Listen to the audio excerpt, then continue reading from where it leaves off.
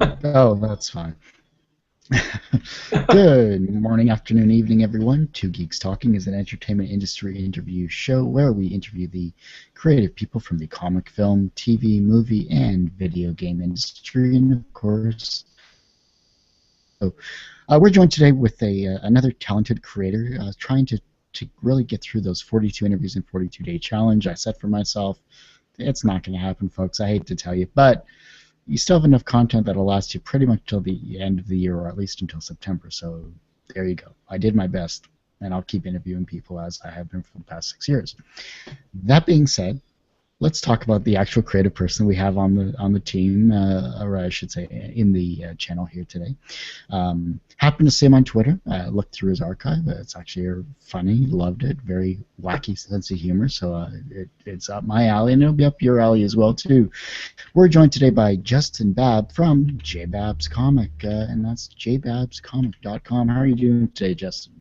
I'm doing great. How are you doing, Kurt? We're doing wonderful, doing wonderful. You know, it's always fun to either get an email from someone that wants to be on the show or to get a random Twitter follower that's a cartoonist and comic creator, and this is more of the latter, so I love it either way. And you know, for those that have never been to jbabbcomics.com, tell us what it's all about.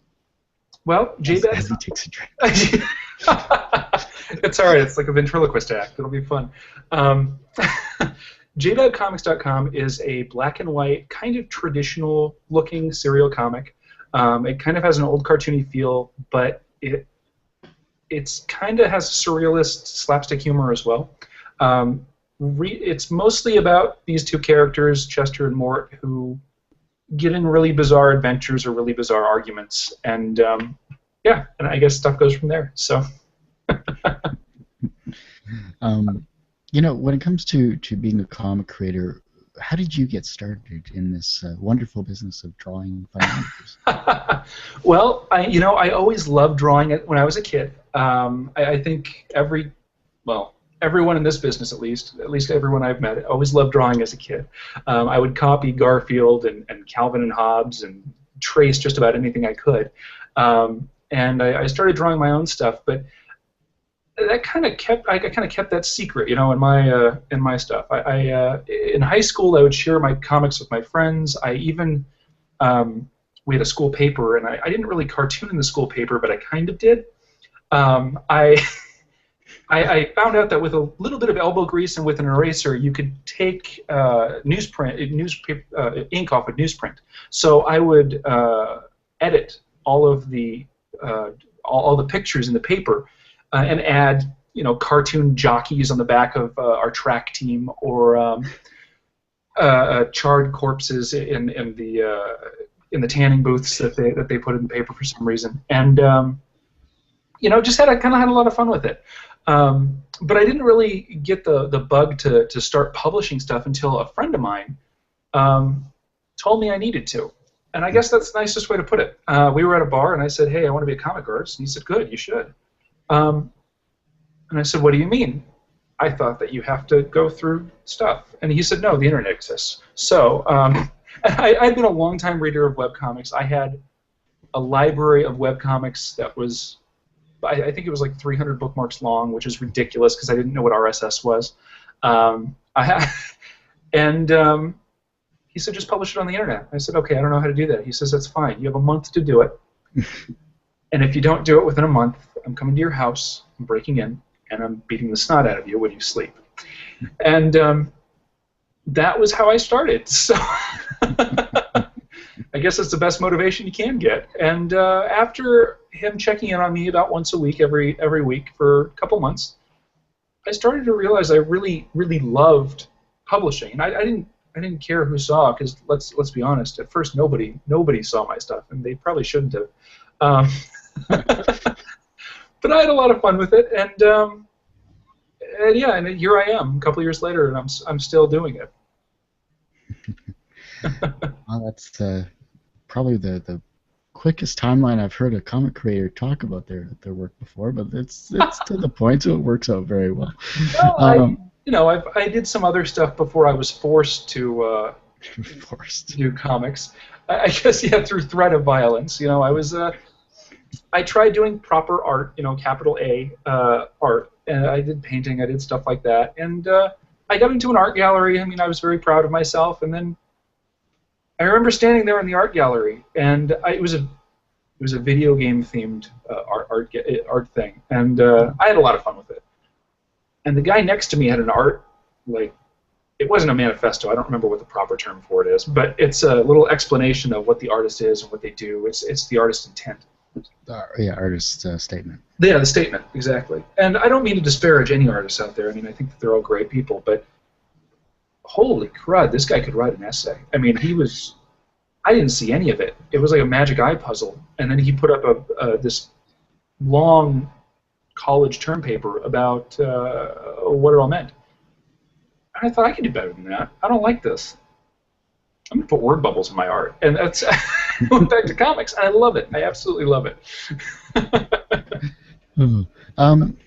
You said you read a lot of webcomics. Obviously, webcomics have changed since you started back in 2010. Mm-hmm. What were some that you read back in the day that you can recall that just kind of fell off the map? Oh, gosh. There's one that I remember, and I, for the life of me, do not remember the name of it, so this isn't going to help anyone. But this artist dropped off the map. He had a style very similar. It was like a mix between Jonan Vasquez and something more wholesome. So he had more rounded corners. He actually had some really nice art. And he had this existential crisis idea of, he drew it all in like MS Paint or something. So it was incredibly well done, and I don't know how this guy did it. About a man who suddenly another man, through mitosis or something, another man just popped out of his head.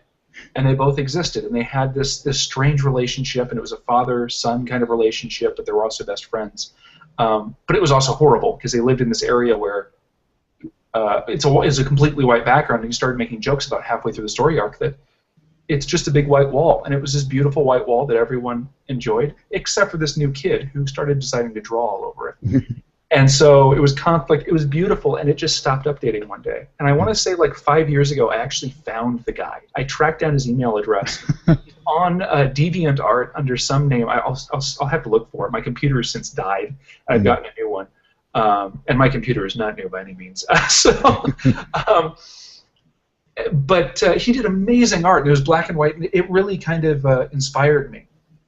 There's also some people that are still around. PvP was a huge deal to me back then. Something Positive was really nice, and then a whole bunch of stuff that I really don't remember. 1930s Nightmare Theater was actually a really good cartoon, and they kind of drew it. I'm Googling it right now because, forgive me, I do not remember the name of the artist. It was on Dumb Comics, which was a comic aggregator back in the day, and they're still around. Wow. But the artist is no longer with us, unfortunately, poor guy. But he was just this incredible artist. He would draw kind of old Terry-Toon-style drawings with these animals and stuff, but they were the most unsavory characters ever. I mean, instead of him loving this girl and falling in love, kind of a Popeye and Olive Oyl thing, but with dogs. So kind of Snoopy and Bluto meet together in one big meshed thing. But she would reject him, and so he would blow up their house or something, or he would call upon witchcraft or do drugs or something. I mean, it was the most bizarre kind of juxtaposition of really wholesome art style and really bad concepts. It's a beautiful thing, honestly, and it wasn't necessarily a ha-ha funny strip. This guy dealt a lot of it with depression and rejection and stuff like that too. He tried to make it funny, but not all of them were funny. So that made a huge impression on me, from both aesthetically and I guess not thematically, because all my stuff is supposed to be funny. But it made me realize that cartoons don't necessarily kind of pound it at home that cartoons don't have to be for kids. Comics don't have to be for kids. You can pick your audience. So.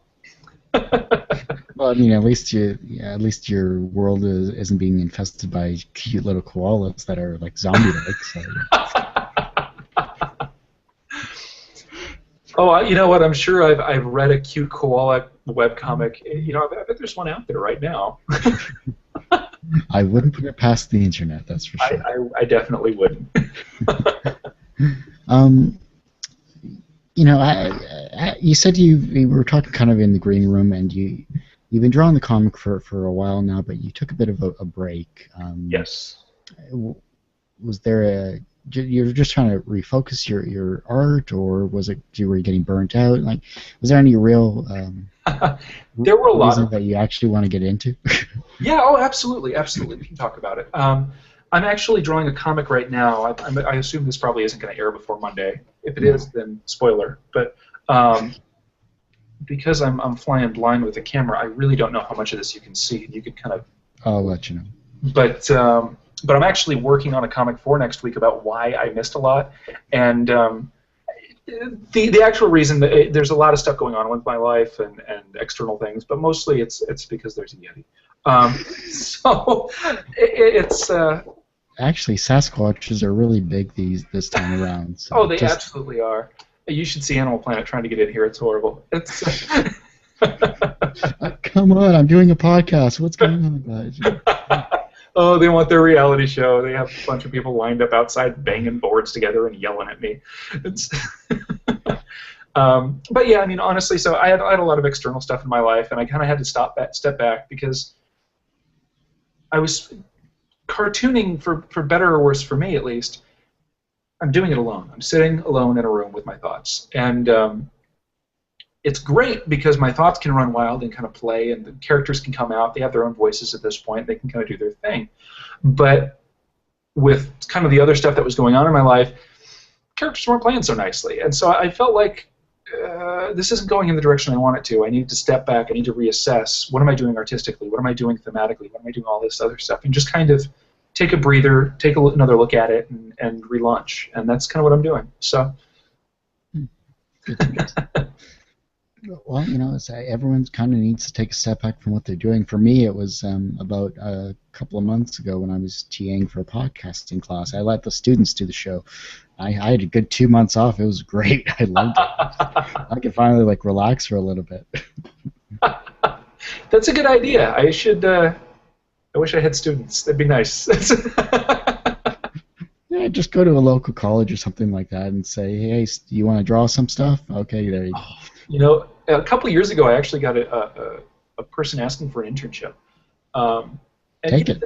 That's wonderful, but I don't know what they do realistically. Like, pitch me jokes, fetch me coffee, refill my pen, massage my feet. I don't really know, and I feel kind of bad capitalizing on them, so I decided not to go through with it. But I really do want to know if there are interns out there doing internships for webcomics, not like really huge successful comics like Penny Arcade that have entire corporations, but the one-man operations or one-woman operations that are still out there. And what are the internships doing? What are the interns doing?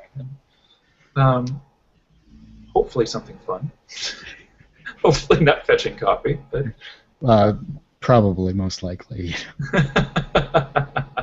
No, probably a more digital aspect, because I think, with the way the internet is, you don't need to have someone that's physically right in, at your location. You have Skype, you have Google Plus, you have abilities to communicate over vast distances. So you could have an intern in Philippines or something like that if you truly wanted to, and yeah. They'd be getting experience in American style comics, and you'd be getting experience, working with someone from halfway around the world. That's a really good point. I mean, I suppose we could get interns from around the world. More often than not, I'd probably have them go online and play games with me or something like that. Like that's something that has absolutely nothing to do with comics, which is probably bad for them in the long run. Well, I just picked up an intern, Sarah. She's doing a wonderful job. She's a journalist at the local university with me, so she's been doing a lot of text-based interviews for the site. So she's been just a huge help, and hopefully, if we get to Fan Expo this August, once the press passes come through, she'll be coming up with me and doing more video stuff. So that'll be pretty cool. See, that's great. I do everything by hand still, so I don't know what I would I guess I could have an intern write my blogs, but that seems a little a little strange. We'll give it a try. Maybe I'll try something like that for a week or two. Yeah, give it a go. I mean, it's summertime. Now's the perfect time for art students that want to actually do stuff, or journalist students that want to actually do stuff. You know, it's crazy. Absolutely. Take advantage of what's available, and you know, treat them as the person I'm sure you'll treat them like. Coffee aside, so. Good. You know, let's talk about yourself here. Uh-huh. Actually, let's talk about more of your creative process. Actually, sorry, just got something in my eye. That's all right. I'm reclaim. Talk amongst yourselves.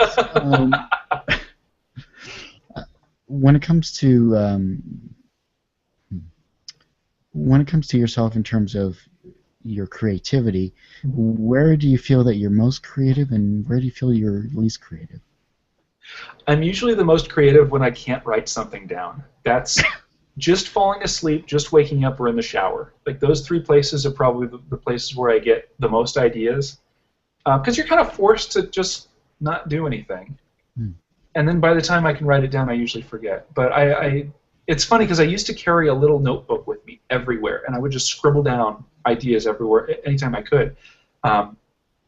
I recently updated to a smartphone, so now I can just type it in too, which is a lot easier. But it's the same idea. As soon as I get an idea, no matter how dumb or weird or strange or whatever it is, I'll jot it down. And sometimes it's funny. I have dozens of ideas that are kind of in my idea locker, and when I'll just put them away. I don't say it's too dumb. I don't say it's too anything.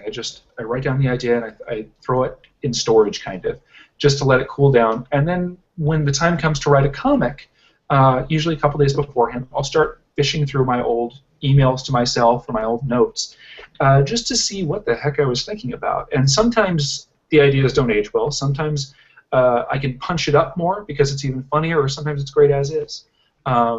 So from there, I'll take it out, and I'll draw some.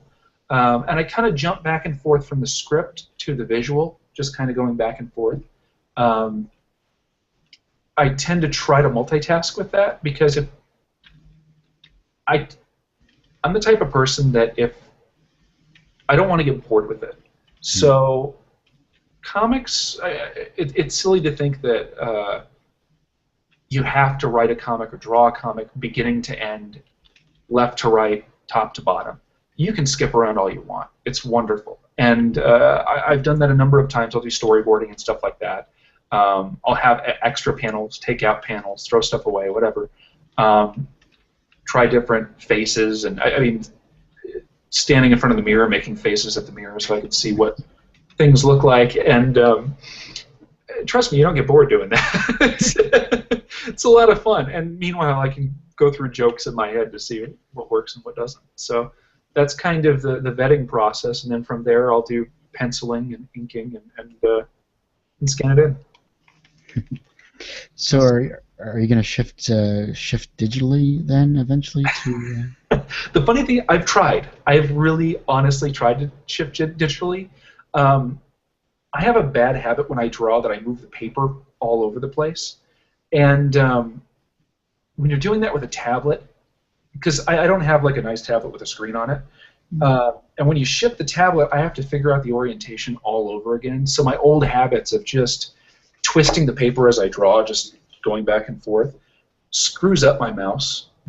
And I've tried to break that habit. I've tried to do a bunch of different stuff, but it just, I think that partially scares me. And what scares me more, honestly, and this is a weird thing to say, but having the undo button, having the ability to delete stuff, I think actually keeps me from doing a lot of work. When I do most of my sketching, most of my thumbnails and stuff like that, before I get to the final product, I do it all in pen. It was a trick that I learned a long time ago, because I tend to erase a lot, and this way I can't erase, I can't get rid of something, I have to finish it. With the digital media, I don't have that much self-control. I think I keep deleting my stuff. So. Would you say you're a perfectionist then? I don't think I'm near enough to achieving perfection to say that I'm a perfectionist. I'm definitely my worst critic. Welcome But to our. yeah, I suppose I am a perfectionist. A number of years ago, I drew a mini comic. I did my first comic convention, and I wanted an exclusive mini comic for the convention. I did 24 pages. Wow. Um, That's in a week. that's a regular comic. That was yes, it was. It was an 8.5 by 5.5, just kind of folding pieces of paper in half. Um, and I thumbnailed everything, I think, 3 times before I even started. I think that there were like 5 or 6 drafts of the comic, beginning to end, Mm. which is ridiculous. Yeah. And I also made actually kind of silly fact. I should put this comic online so people can see it. I think it's a hilarious comic. I did horribly at the convention. Like 3 people bought the comic. I don't care. I had fun, and I got to meet a lot of fun people. But the setting of the entire short comic is in a movie theater. And I didn't really think this through, so there were a lot of crowd shots and things like that. And I kept drawing each and every seat. Again, I didn't digitally do anything. I didn't copy and paste anything. So I ended up drawing I counted. It was like 300 seats. Jesus. It was a ridiculous amount of seats for what it looked like, and so, nah. That's a bit excessive. You figure in a dark movie theater, it's dark. You'd have maybe the glow of a couple of seats beside. Yeah, you're a lot smarter about this than I was. Now I totally see that, but then no, not so much. You live and learn, though. I mean, at least you took the time to painstakingly do that. Single seat. Yeah, I'm not sure if it made the comic any better, but I mean, the comic was a pretty simple and silly concept. I can tell it in 30 seconds. It was basically about a guy going to the movie theater to see a new movie, and it was the name of the short comic is 3D for the maybe half a dozen people who have a copy at home, and it was a 3D movie. And the guy goes in, he's ecstatic about it. He's the first person in the movie. He puts on his 3D glasses and he waits. And the rest of the theater fills up, and it's like Wimbledon in 3D. It's something completely stupid, but it's in 3D. I'm not a really big 3D movie fan, but I thought the one thing that could make 3D movies better was this. And this guy's watching, and you see these tennis ball launchers come out of the ceiling just before the guy starts serving. And everyone in the audience just starts getting pelted with tennis balls. Well, he hides because he's scared of the movie. Everybody else gets injured, runs out, panics. The credits start to roll, and he comes out, and everybody's gone. And so he was in the back of the theater. He thinks, this is the most immersive 3D experience I've ever seen. This is the best 3D graphics I've ever seen. He goes home, he writes a review of the movie, and it's an immensely successful 3D movie where people go and they get pelted by tennis balls. That's a great concept. Thank you. Now, if they did that for Thor, that would be, or Thor or Avengers. That would be hammers and tasers. I'm not sure if I'd like that. or the shield going right at you too. I mean. I'd love that. Hit someone in the head with a frisbee. That's. Yeah, that's something they haven't quite thought through yet. In terms, it's a great initial concept, but yeah. Yeah, I mean, whacking a 5-year-old in the head with a frisbee or possibly a foam hammer is probably not going to be everyone's cup of tea. So. Thor hit me. I'm suing. He hit everyone in the front row, kid. There's not much you're gonna do about it. Well, hopefully they just sue the fictional characters. Thor's in Asgard, and I don't know if they have currency there. So. They have mead, and they have snow ice giants. Go figure. Yeah, maybe you can pay him in ice giants. That'll be nice. Yeah, what is you live in Texas and your refrigerator's down here? Have an ice giant. There you go.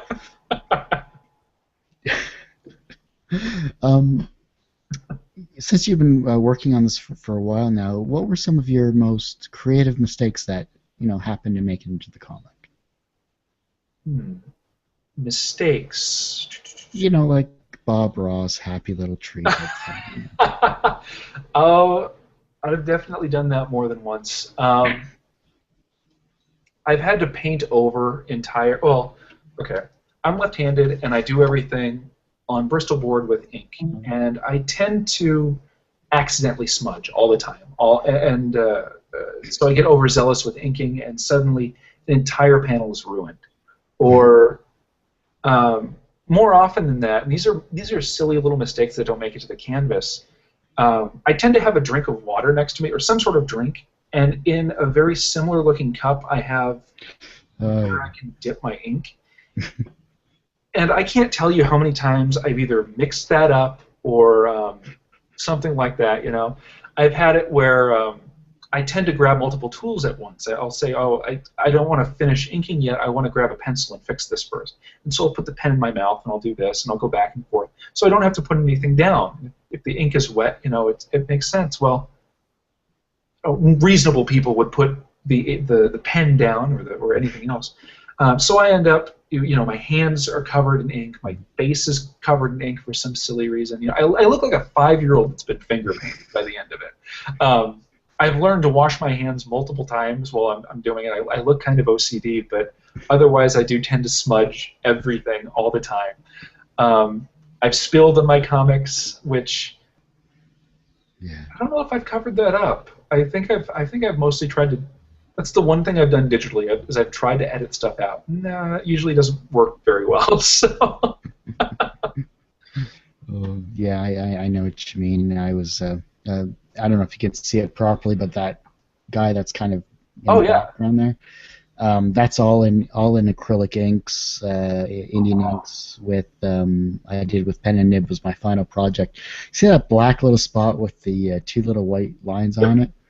Yeah, let's say I was up for 36 hours straight. I happened to grab my black well that I thought was closed and to move it.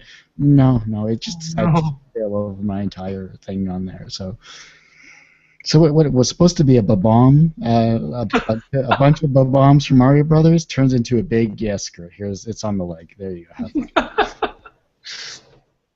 Yeah, good times. I've gotten paint all over myself before because I'll prop up the painting against my stomach without thinking anything. Just it's silly stuff like that, but that kind of stuff makes for good stories and for interesting ways to cover stuff up. Honestly, I tend to ruin furniture more than I ruin comics, that sounds like a really cocky thing to say, but I'm just really exceptionally messy. Whenever I did a night sky, for example, I used people who do airbrushing use something called frisket film, and it's just this clear. It's almost like tracing paper, but it's slightly tacky on one side. You just throw it on your paper, you stick it down, and then you basically make stencils by cutting out little pieces and taking it out. So I would take the night sky and I'd paint it all black, and then I'd use this film to uncut the thing, and I get some white paint or white ink and a toothbrush or whatever, and just go to town, and just splatter everywhere. And it was a lot of fun. It looks great on the paper, but it doesn't look so good all over my table, on the wall, everywhere else. I guess I get a little overzealous, and my workspace. I recently cleaned it, so it doesn't look as horrible, but my workspace definitely looks like there have been a lot of happy accidents all over it. Oh, jeez.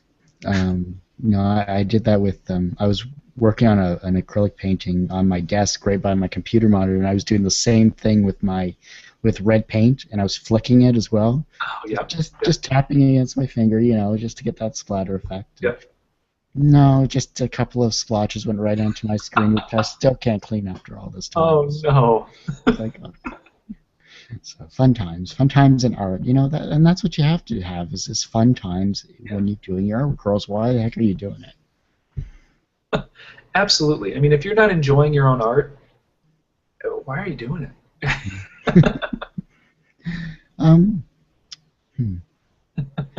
When it comes to yourself, then, art aside, you yourself personally, what are you most passionate about?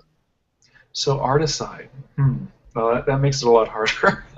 Because honestly, I love art. I like comics. I like comics a lot. I like stories. I like reading stories and telling stories. Um, and I go through different phases. I go from anywhere from like cartoons, so Bugs Bunny and old like Chuck Jones things, to like H.P. Lovecraft, to anywhere in between. I used to raid comic book stores on a weekly basis just to try to find something new. I actually still have, I don't know if you can see the bookshelf behind me, but about half of it is comics. Nice. Yeah, comics and graphic novels. And it's, I love it. I absolutely love it. I love finding new stuff and stuff that I've never heard of before. I mean, I fell in love with Roger Langridge and his stuff a long time ago, and I know now he was doing the Muppets, he's doing, oh gosh, he's doing a couple other things, but he had something called Fred the Clown, which I thought was hilarious. And it's kind of sad too, but it's hilarious. He's a great writer, great artist. Sam and Max, there's I mean, there's a bunch of stuff that you can read that's just wonderful. And I absolutely love it. I think I loved, even if I lost both my hands today and couldn't draw with my feet or anything, I would still be very heavily into comics and cartoons. So That's good. Good to know. Well, obviously you care deeply about comics and you're passionate about comics there. What do you fear then? ooh, about comics specifically, or Just in general, just in about general? life in general, I guess maybe. You know what? I'm not really sure. I guess to go back to one of the things that I value most is laughter and making people smile. I think it's one of the best things in the world. And you can help people in different ways. You can you have doctors, you have people who are feeding people, but ultimately, what I like doing the most is making people smile and making people laugh, and bringing that into their life, bringing that kind of happiness, whether it's through a silly joke or something meaningful as far as drawing. I'm sorry, does the air conditioner sound like a jet's taking off, or is that not coming through? No, you're fine. Okay, that's good. That's good. So I guess my fear is the opposite of that. The fear is not being able to make any sort of meaningful impact on anyone's life. That and probably monsters. I used to have horribly vivid dreams as a child, and I still do today. And nightmares are especially strange. I guess I could get really into horror and do stuff like that if I started cataloging these. I had to do this funny story. I had to do a dream journal in high school for some silly intro to psych class or something like that. I don't know if everyone has to do this or if some people have to do it. It went from the teacher saying, "This is really interesting and you probably need help, but I want to read more of these," to my friends passing it around as a storybook. So something to read around the campfire, So I don't know. I guess I like horror stories. Again, this goes back to storytelling. I like storytelling a lot. Yeah, it sounds like you had some pretty interesting friends. That's between the passing the horror stories around that were your vivid dreams to beating you up if you didn't post a comic to yeah, they're a great group of very trying to turn everything positive kind of people, Yeah. Do this or else. Oh, okay. I promise they don't make me sleep under the stairs or something like that. This isn't like a pre-Harry Potter kind of thing, It's like, oh gosh, yeah.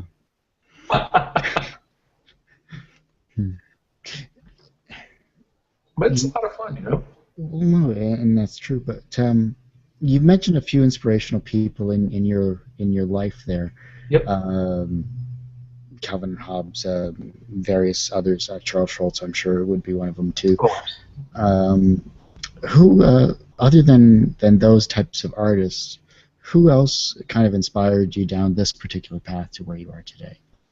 Oh gosh, I'm probably going to start just rattling off a bunch of people. The 1930s Nightmare Theater kind of gave me a really neat aesthetic to aspire to. I like the rubbery hose arms and things like that.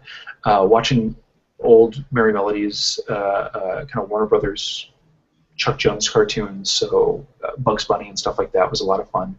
That was really inspiring to me. But more recently, I think I've stolen from a lot of different people, or I guess I've been inspired by. It's anything from, I guess Beetle Bailey. I remember learning how to draw feet from Beetle Bailey. I don't.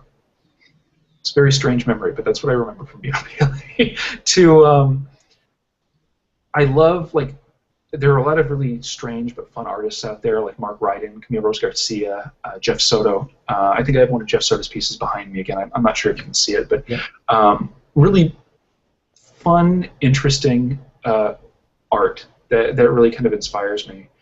Just recently, like 2 weeks ago, I found out about a guy named Al Columbia, who's an incredible artist, who, again, works in black and white and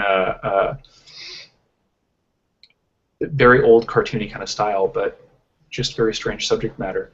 The funny thing is, a girl I was dating once pointed out to me, she said, "You know what? Most of the stuff that you like in cartoons is black and white. Why?" And to be fair, it's fairly true. I mean,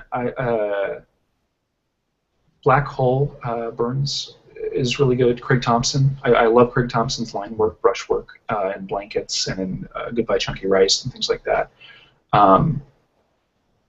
But really, I can basically say I try to draw inspiration from just about everywhere. I mean, heck, I was watching Bob's Burgers the other day, and I love it. They have great writing. They have absolutely wonderful writing and pacing, and the characters are creative, wonderful, and the art is okay. And oh God, you'll have to watch Archer then, because oh yes, it's the same creators, pretty much. I think. I need to watch Archer. I've been told that multiple times. Hilarious! It is so funny. It's Venture Brothers, Archer, and those two are. Yep. They're made for adults that love comics and cartoons. It's a classic. You should just binge watch on Netflix if you can. It's the way it is. Archer, for some reason, reminds me of C-Lab 2021. Yeah, pretty much. And I love that show, and I love that humor. So I need to start watching Archer, definitely. Same creators, pretty much. Oh, wonderful. That must be the same people as, or possibly Home Movies. I know one of the voices is from Home Movies, so yeah. Yeah, no, it's they did a reference to C-Lab 2021 actually in one of the episodes too. There's a lot of like really great references to old that old network. Adult Swim. Adult Swim, yeah. Literally, there's like bits and pieces of different shows that you loved growing up and just watching in the early 2000s, the mid 2000s, and it's just funny stuff. Oh yeah, I loved Adult Swim. I remember when it was first starting to come out. I was in college at the time, and my friends and I would go and just take over someone's TV, and it wasn't necessarily any of our TVs either, if I remember right. We would just come as a group and say, "You need to leave. We're voting you off," and we would watch whatever the heck was on. And I remember that's how I learned about like Don Hertzfeldt and the Rejected movie and things like that. It's C-Lab. I think John Kay had a new cartoon at that point. He hadn't been doing Ren and Stimpy for a long time, but he had like a Super Muscle Friends something or other. Which lasted for like 6 months, but it was still hilarious. They had all sorts of weird stuff out. Not all of it was very necessarily good, but it was great for us at the time. So. Well, I remember like Eon Flux when that was on Mad TV on MTV rather, when MTV was actually music and stuff like that. that warped my mind just watching the crazy. Elongated bodies and the different visual effects that they had with that. I was just like, wow, it's warping my mind, man. It's it's great that like good art can do that. It can really just screw with how you look at the world. Yeah. And I mean, I'm drawing funny squares, so I'm not really sure if that qualifies, but I think that a lot of art can really change how you look at the world. It's just wonderful to find stuff like that. So. Was there a traditional artist that you looked at that kind of really gave you that same sense as you have when you look at comics? Yes and no. Right off the bat, I tried to like a lot of artists that I didn't really understand, like Rembrandt and Monet, and I mean, I kind of went through all the classics. Mm-hmm. And then when I decided I wanted to like art for my sake, not for anyone's sake who was telling me, I kind of came into those newer artists like Camille Rose Garcia and Mark Ryden. And Mark Ryden has a very traditional process and almost a traditional style, but he has a very distinctive style as well. But it wasn't until after I actually started drawing comics that I saw an exhibit on Picasso from beginning to end, and it really changed the way that I looked at him, because I just thought he drew ugly-looking, weird people. I guess that's the best way to put it. And no, he kind of, you see it through his life if you kind of, and that's the weird thing about any sort of artist, I guess. You have to study them long enough to see everything from beginning to end, and you can see their process to transformation. And in my uneducated, Luddite opinion, whatever, take it or leave it, he started breaking down shapes of people and kind of redoing them. And his really late work looks cartoony. Like there's a phase where it looks really cartoony, and you might not even know that it was him. Like it was like a warped Bill Plimpton. And I loved it. And I kind of realized, like, you can do this with proper art. You can do this with all sorts of stuff. Just because you're drawing bubbly heads or weird-looking bodies or whatever, it doesn't mean that you shouldn't be taken seriously as an artist. So it kind of changed my view on everything. So cool. Good to know. I thought you were going to talk about Dali or something like that, but no, Picasso's Dali was really awesome, but I think I just liked. I never really got into him. I didn't know what it meant. I didn't really care. Like, oh, there's a giraffe on fire. That's kind of cool. And just another Tuesday. That's basically it. Yeah. Oh, look, there's an elephant on stilts, and these clocks. It's really hot out. I mean, that's really all I got from him. And he had a weird mustache, and he did some collaborations with Disney, which were really different. Yeah, that's the animation with Disney was actually rather it was unique. It was definitely ahead of its time for something like that, but it fit Disney's traditional drawing and everything like that, and it just really I think there's an 8-minute video online somewhere if you look up Dali and animation, and it's just like, wow, it's like, holy jeez. Oh, I loved it. Don't watch his Made for Life movie, the whatever the heck it's called, behind, like Through the Eye or something like that, The Reality of Perception or something. Okay. Dali made an actual film as well, and it starts out with him slicing open. It looks like it's supposed to be a human eye. He takes a razor blade, puts it up to a human, and it zooms in. It's actually a cow eye, but he slices open the actual eye, and that's how the movie starts. And I didn't really make it past that, so. Well, so much for having dinner. Okay, then. Yeah. Sorry about that. Okay. I ate before the show. Oh, good. Success is an interesting word to use, and many people attribute it to different aspects of their life. Do you consider yourself personally successful? I do, and I don't. I do, and I want to be more successful. A number of years. Well, there are a couple of things that that have happened in the last couple of years that I think are amazing. I had a friend travel. Well, first of all, I got fan mail. That's amazing. Getting a note from a stranger saying, "Hey, I like your work," is amazing. It's wonderful. It's a great feeling that says, "Hey, I touched someone." Yeah. As soon as I said that, I was like, yeah, it's like. It still reminds me of School of Rock when someone says that. It's just like, and I touched them too. Wait, what?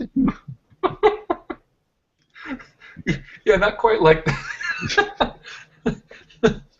No matter how I word this, it's going to sound bad. But yeah, it's You inspired a life. inspired someone, absolutely. And because of that, I actually have met other artists and stuff like that, both in my area and around the world, and it's wonderful. It's an amazing feeling. I got a text from the same friend, my violent muse, I guess, who he was traveling somewhere in Europe, Romania or somewhere like that, on business. And he was sitting in a train, and he texted me, and he said, "Justin, I'm sitting in a train in Romania, and next to me there's a woman on an iPad, and she's looking at your comic." And I had nothing to do with this. And I mean that's a really awesome feeling to say, wow, there are people that are not down the street from me. Like, it's more than just like my mom and a couple of people that I forced to read. It's more people than that. And that's awesome. I got linked by Cracked. I think it was 6 months. It was like a year ago, and that was a great feeling. And so that was success to me. And this is kind of bad to say. I shouldn't be as proud about this as I am, but I caused controversy, and that was bad. And I think that was success too. I had a comic called Unicorn Pretend Time, and it shows a little girl dancing around with a popsicle on her head. She says, "Daddy, Daddy, look, I'm a unicorn. Look at me, look at me." And just this little girl being a little girl bouncing up and down in her bed. And the last panel is just kind of a pull away of a unicorn staring at her and saying, "No, you're still adopted." And the daughter is just devastated. Oh, wow. Oh my God. And this is probably by far my most popular comic. And I guess because of how I drew it, some people think that it's John Kricfalusi, the guy who did Ren and Stimpy, which is a wonderful compliment to me. I am obviously not as talented as John Kricfalusi, but it's humbling to have that comparison. And then there were a bunch of, I guess there was like an Angry Mothers forum. Like I don't know where you go to do this, but they said that I was discriminated against people who were adopted, and I think I put something on the forum. I don't remember how well behaved I was, but I think I put something on the forum saying actually I was trying to raise awareness to how horrible unicorns were when they adopt. Like obviously they're just horrible, unfit parents. And then I just disappeared from the forum. They may have banned me, or maybe I don't know. But wow, that's something. I was popular enough for someone strange, someone to misread my comic and to be pissed off about it, and so I got hate mail, and I guess that's success too. But honestly, that's less important. That's just a fun story. For me, it was finding out that people were reading my comic and they were actually enjoying it, and so. Oh, pardon me. That's right. This may tie in somehow, shape, or form. Just go with it. Where obviously, the person in Romania reading your comic obviously was enjoying your comic. I would have said to your friend that was on the train, Pixar, it didn't happen, but but what I'm trying to say is she may consider you as an inspirational person for her to take time out of her life to read your work, or those people that were kind of pissed off about the really bad unicorn father,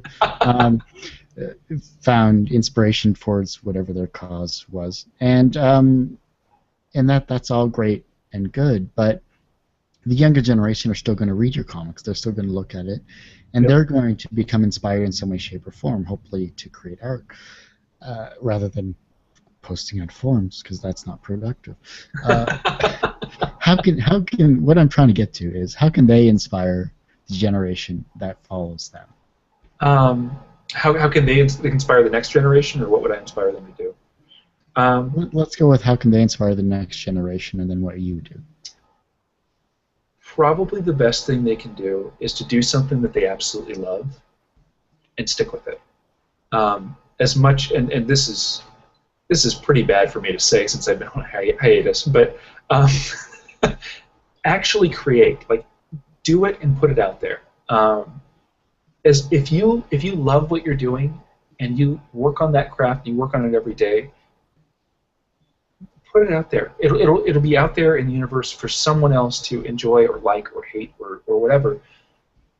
And as long as you enjoy doing it, you'll keep doing it. And if you start finding other people that are like you out there, who have the same sense of humor or similar tastes, they may be inspired too. And then, I mean, for me, I started talking with other creators, and they'd say, "Oh, this is a great idea. Do you ever think about doing it with this?" I said, "No, that's a great idea. Thank you." Like, and we don't just steal ideas from each other. we talk about it and just kind of spitball back and forth. But that kind of stuff is fun. You get to interact. You meet new friends, and you create something that you couldn't have created before alone, like in a vacuum. And even if you are creating in a vacuum, as long as you put it out there, I mean, the internet exists. Someone will come back to you, whether it's and it won't happen right away. I don't think I heard from anyone for probably the first year, at least 6 months, probably a year of doing it straight. And I was trying to inject myself as much as possible, and maybe that was part of it. Maybe I was obnoxious, but it was fun, and I loved it. And I actually ended up legitimately meeting people that I liked their work, and I didn't just comment to say, "Hey, you should look at my comic. I did something kind of like this too." I talked about stuff that was meaningful to me, like, "Hey, I like how you did this. I like how you drew this farting elf," or whatever it was that they were doing. That what does this mean? Mexican night at the North Pole. Exactly. Oh, I have a Spanglish comic, and I don't know, and it's bad Spanglish, and it's big in Brazil, and I don't know why. In South America, I get readers like every month from there, and it's wonderful. And I don't speak Spanish very well at all. Like, I can order at a restaurant maybe, and that's with some help with grunting and pointing. So it's wonderful that people all around the world can enjoy my comics. And I think part of it is there's a visual element as well as a written element, but people are smart too, and they can translate stuff. The internet has everything. It really does. It really does. Go figure, And so, even farting elves at the North Pole, And so, oh gosh, now I gotta paint that. That's just... Not So Silent Night. There's your title. Okay, give me a sec. I gotta. When inspiration strikes. Yeah, absolutely. Inspiration strikes. Make sure you have a change of shorts. Honestly, stuff like this is another. Going back to our creative stuff, I'll let you write this down. So the farting elf at the North Pole thing, but. Joking back and forth like this, just kind of one-upping each other and playing off the same jokes, is how a lot of comics come to be too. Just finding people that you can kind of riff with. And I know I've talked with some, cartoonists or artists and things like that, and they'll say, "Hey, here's my idea. It's not quite there yet. What can we do?" And we'll bounce the idea back and forth, kind of ping pong back and forth, and sometimes it turns out to be great. Sometimes it's just a bunch of silly jokes, and it doesn't matter. We're laughing. So it may not make it to the paper. We may have to do something completely different, but it's still a fun time, and it kind of gets your creative juices flowing. So forcing yourself to do that is a great exercise, no matter what. Definitely, I agree. Is there anything that I haven't brought up that you'd like those that are watching this and listening to this on iTunes to know about? Gosh, my stuff is online, and I recommend that you read it. I'm a big fan. Heck, if you're out there and you feel like talking, and this is something that it took me way too long to figure out.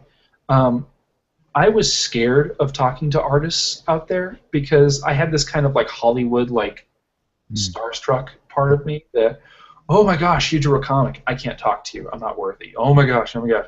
And I'm kind of over that now. I mean, I still, I'm not a jerk or anything like that. Like, hey, you're supposed to write me. What the heck? I'm giving you web traffic. What the hell? But I'm not quite there yet. But I'll write people now and say, hey, thanks for the comic. Thanks for this. Thanks for, music or whatever it is that these people do.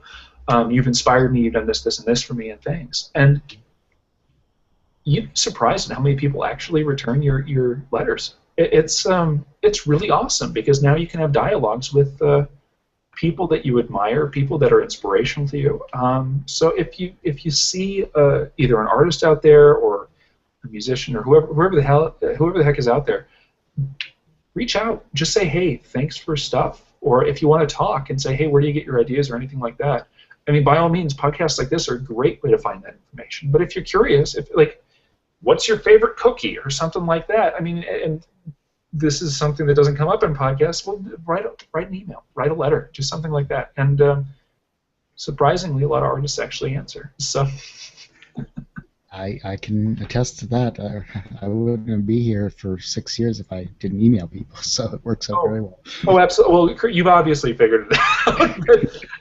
If people were like I was 3-4 years ago, they're in a fetal position under their desk for many reasons, and possibly because they just tried to draw something, and also because they just saw something on the internet that was either better than what they were doing and they were intimidated, or it was worse than what they were doing but it was doing better. And so yeah. That's still true apparently. It's crazy.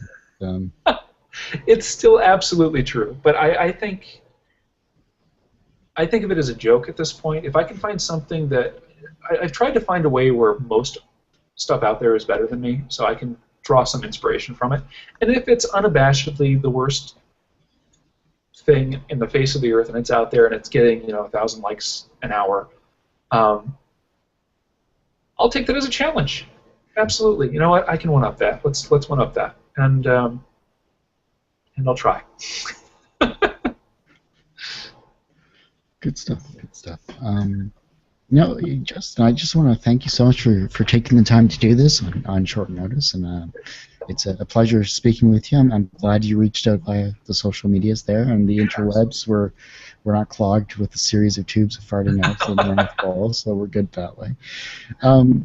And of course, I hate to say it, everyone, but that ends this particular episode of Two Geeks Talking. I know, it's crazy.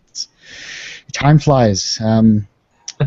But of course, you can see Justin's work on JBabb. That's JBabb comics.com. Because I wanted to spell the alphabet today. It works out well. It's all right. I get it wrong too. It's. And of course, you can see him on Twitter. His various social medias are there, Facebook, all that wonderful stuff, and his RSS feed as well too. I look forward to new comics that are coming out from his page, or else his friends will beat him up. So it works out well. And I guess finally, thanks everyone for listening and watching to this. Of course, you can watch this on our YouTube channel, which is youtube.com/TGT Media. You can go to our iTunes channel, which is itunes.com, and search for Two Geeks Talking. That's the word two, not the number two. We're also on Patreon, which is patreon.com/Two Geeks Talking as well. And on Facebook too, with facebook.com/Two Geeks Talking. It's across the board. It's that easy. Go to our website finally, which is tgtmedia.com. And that will get you to all of these interviews, like Justin's, like everyone else's, and comic convention video interviews, as well as our iTunes active link and podcasts, and anything that you can think of, it's probably on that website, minus adopting unicorn fathers and all that stuff. But thank you everyone for listening and watching. Tune in next episode for another great interview with another great creative and talented person on Two Geeks Talking. I'm your host, Kurt Sasso. Thanks everyone for watching.